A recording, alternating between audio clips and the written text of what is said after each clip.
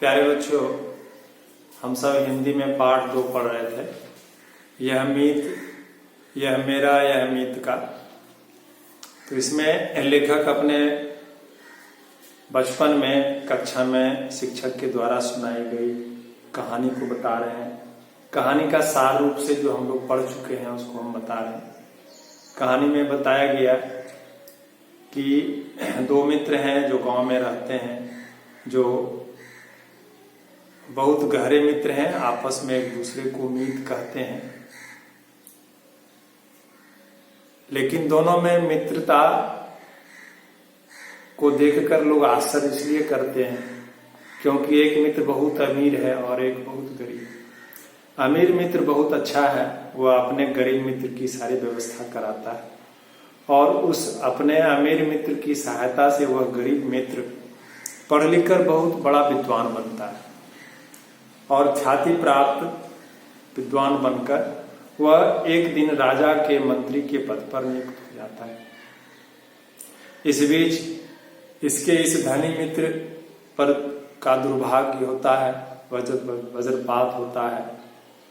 उसके घर में डकैती हो जाती है, सारा धन डकैत लूट लेते हैं, घर में आग लगा देते हैं, जिससे उसके व्यापारी पिता की मृत्यु हो जाती है। इस शोक से उसके पिताजी स्वर्ग सिधार जाते हैं। अब वह अमीर मित्र बेचारा जो अब तक अमीर था, इस प्रकार वह बहुत गरीब हो जाता है और दाने दाने के लिए मुहताज हो जाता है। एक दिन वह भिक्षा मांगता है और भिक्षा मांगते हुए वह राजधानी पहुंचता है, जहां उसके मित्र, जहां वह मंत्री जो उसका मित्र है, जो मंत्री बना है, मंत्री पद पर है, वह उसको देखता है। उसकी यह हालत देखकर उसके उस मंत्री मित्र को बहुत दुख होता है। वह उसको घर लाता है, उसके परिवार को भी बुला लेता है और स्वागत करता है, कुछ दिनों तक घर में रखता है। अब एक दिन वह व्यापारी गरीब मित्र कहता है कि मैं किस प्रकार इतने दिनों तक व्यर्थ ही ऐसे तुम्हारा मेहमान बना रहा हूं। यदि कुछ तुम मुझको धन दो तो फिर मैं वापस अपने गांव जाऊं और मैं व्यापार शुरू करूं। तो यह राजा से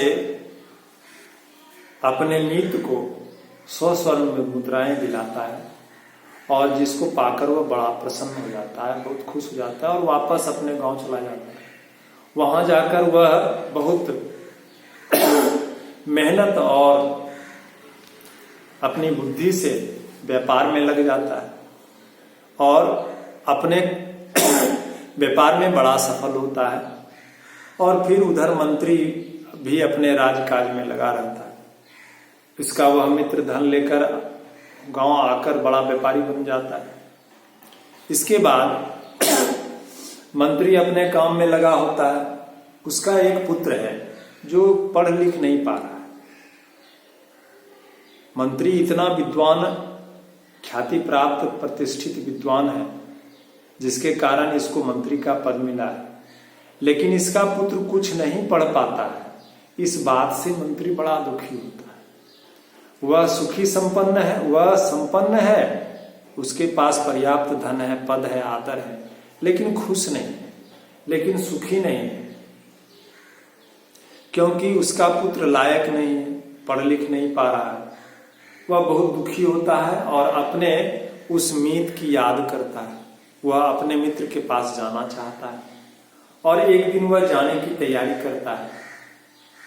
जिस मित्र को उसने 100 स्वर्ण मुद्राएं दिलाई और जो मित्र गांव में अब आकर बहुत बड़ा व्यापारी हो गया है, बड़ा धनी संपन्न हो गया, वह जब तैयारी करता है तो मंत्री का पुत्र भी जाने की जिद करता है अपने पिताजी के साथ।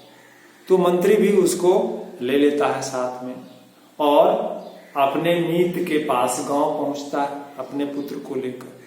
तो यह देखकर बड़ा आश्चर्यचकित हो जाता है मंत्री कि जिसको इसने 100 स्वर्ण मुद्राएं देकर इसकी सहायता की, दिलाकर सहायता की, वह आज इतना धनी संपन्न लखपति हो गया। वह उसी प्रकार आश्चर्यचकित हो जाता है जैसे सुदामा द्वारका से आकर अपने गांव में अपनी संपत्ति देखकर जिस प्रकार सुदामा चकित हो जाता है, ठीक वैसे ही वह आश्चर्यचकित हो जाता है अपने मित्र के पास पहुंचकर देखकर। सचमुच उसका मित्र लखपति बन गया है। अब मंत्री का वहां वह मित्र उसका बहुत स्वागत करता है और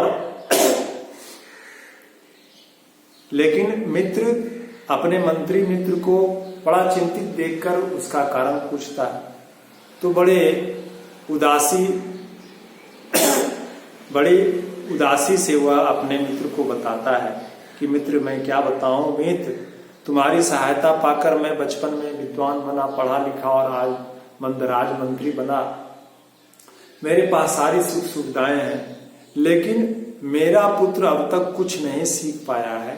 इस बात से मैं बड़ा दुखी हूं। तो बातचीत के क्रम में दोनों के बीच जो बात हुई इसी क्रम में वह व्यापारी मित्र समझ जाता है मंत्री के पुत्र के विषय में, और उसका पुत्र वहीं खड़ा है जिसको संबोधित करके वह व्यापारी मित्र कहता है, बेटा क्या तुम जानते हो कि 5 वर्ष पहले मेरी क्या हालत थी। अपने पिता से उसको पता था कि इनके मित्र बहुत गरीब थे, इनके पिता ने 100 स्वर्ण मुद्राएं इनको दिलाई है। पहले ये भिक्षा मांगते थे, बड़े गरीब थे। तो उसने कहा हाँ आप एक गरीब याचक थे, हमको पता है। तो व्यापारी ने कहा शाबाश बेटा शाबाश, अब तो ये बताओ कि लेकिन मैं आज गरीब हूं। मैं अब बताओ कि मैं आज तो गरीब नहीं हूं, मैं तो आज लाखपति हूं। क्या तुम बता सकते हो कि मैं आज लाखपति कैसे हो गया। तो मंत्री के पुत्र ने कहा नहीं, मुझे तो नहीं मालूम कि आप लाखपति कैसे हो गए। तो व्यापारी ने कहा क्या मैं बताऊं तुमको कि मैं किस प्रकार लाखपति हो गया। तो उसने कहा ठीक है बताइए। तो व्यापारी मित्र ने अपने मंत्री के पुत्र को समझाते हुए कहा कि देखो तुम्हारे पिताजी की सहायता से मैंने 100 स्वर्ण मुद्राएं राजा से प्राप्त की, उनसे व्यापार शुरू किया और व्यापार में मैंने अपनी सारी शक्ति भक्ति बुद्धि लगा दी और लाभ होने लगा।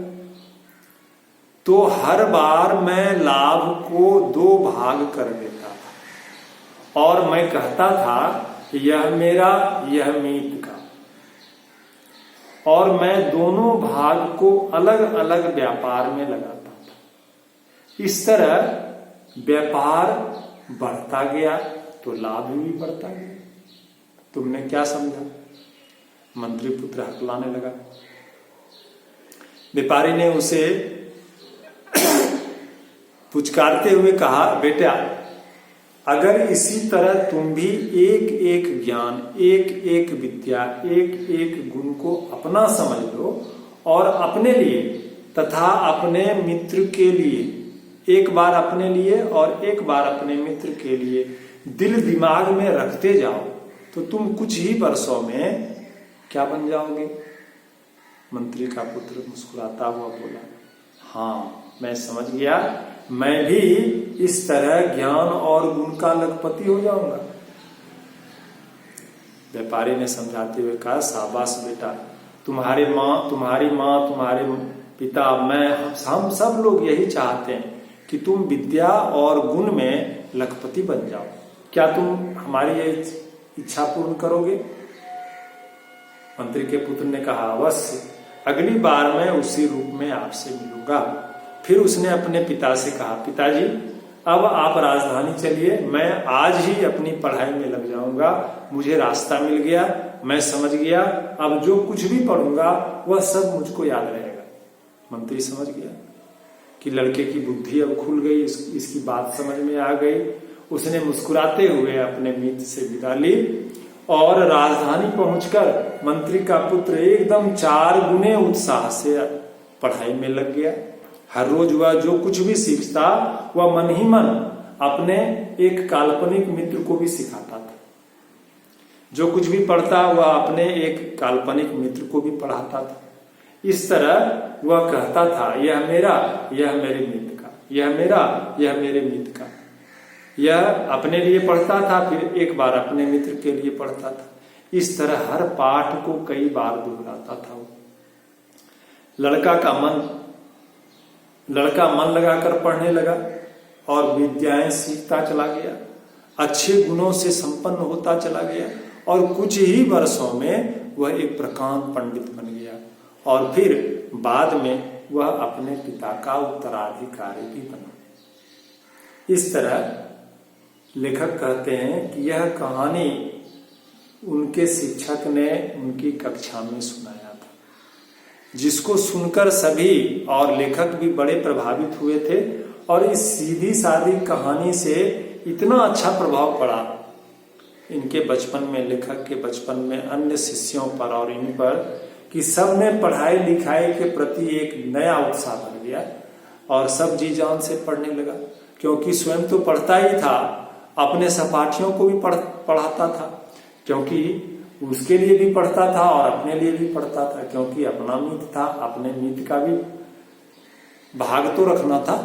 अपने मित्र के लिए भी पढ़ता था, अपने मित्र के हिस्से का भी पढ़ता था और अपने लिए भी पढ़ता था। इस तरह वह हर पाठ को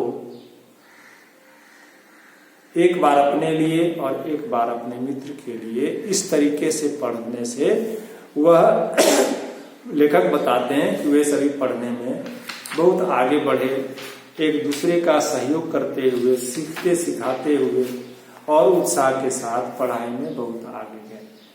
ये बात सही है, जीवन को सही दिशा देने में शिक्षक की बड़ी भूमिका होती है, लेकिन साथ साथ हमको आपस में मिलजुल कर एक दूसरे की सहायता सहयोग करते हुए आगे बढ़ना चाहिए, पढ़ना लिखना चाहिए। ऐसा करने से जिस प्रकार हम अपने मित्रों से अन्य चीज बांटते हैं, वैसे अपना सहयोग, अपनी पढ़ाई लिखाई भी अपने मित्रों से यदि हम बांटें तो हमारी पढ़ाई लिखाई में विद्या प्राप्त करने की जो गति है, सीखने की जो गति है, उसमें तेजी आएगी और आत्मविश्वास के साथ हम पढ़ने लिखने में प्रेम से, सहयोग से आगे बढ़ते जाएंगे। धन्यवाद।